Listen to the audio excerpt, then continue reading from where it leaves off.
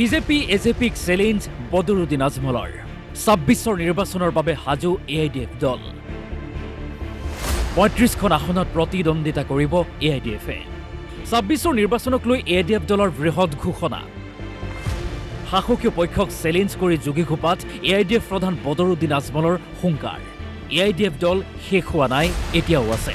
আজি ৰাতি ১২:৩০ বাজে ইমান মানুহ এইটোতো বুজা যায় যে ইউডিএফৰ ঢেউ আছে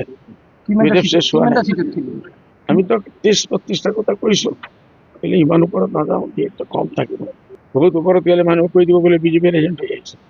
যোগীঘোপাৰ বালাপাৰাত অনুষ্ঠিত এক অনুষ্ঠানত অংশ লৈ ২৬ৰ নিৰ্বাচনৰ পূৰ্বে কংগ্ৰেছ দলৰ সৈতে মিত্ৰতাৰ প্ৰসংগটো এআইডিএফ প্ৰধানৰ মন্তব্য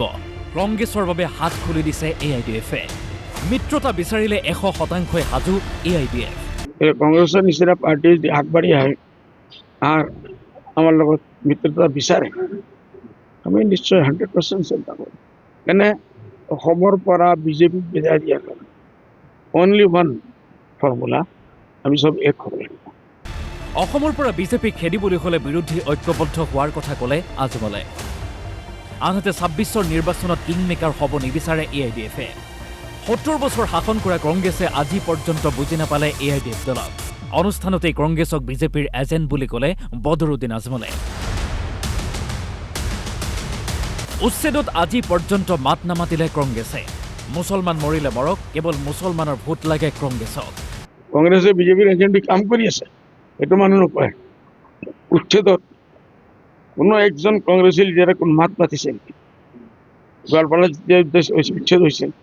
ৰকিবুল হাছান সাহেবক প্ৰেছৰ মানুহে সুধিছে আপুনি কিয় ৰখা বোলে আমাৰ ওপৰৰ পৰা বাধা আছে ওপৰৰ পৰা বাধা আছে ওপৰৰ পৰা বাধা আছে মুছলমান মৰিলে মৰক মুছলমানৰ ভোট আমাৰ লাগে আমি মুছলমান এক কম কৰিব লাগে আনহাতে শিৱসাগৰৰ বিধায়ক অখিল গগৈক তীব্ৰ ভাষাৰে সমালোচনা আজমলৰ ৰাইজৰ দলৰ সভাপতি অখিল গগৈক ছাগলীৰ লগত তুলনা কৰিলে আজমলে ৰাতি ১টা বজাত আপোনালোকে এই অখিল গগৈৰ কথা আৰু কোনো ভাল মানুহ পোৱা নাই নেকি ভাল মানুহৰ নাম না পাগলী কি খায় না আৰ ছাগলী কি খায় না অনুষ্ঠানতেই জুবিন গাৰ্গৰ গান গুণগুণালে এআইডিএফ প্ৰধান বদৰুদ্দিন আজমলে গানৰ মাজেৰে এআইডিএফ দলক আগবাঢ়ি যোৱাৰ উৎসাহ আজমলৰ তথাপি বন্ধু আগুৱাই যাবা পিছলৈ ঘূৰি নাচাবা পিছলৈ ঘূৰি নাচাবা যোগীঘোপাৰ পৰা মনোৱাৰ হুছেইন UI 365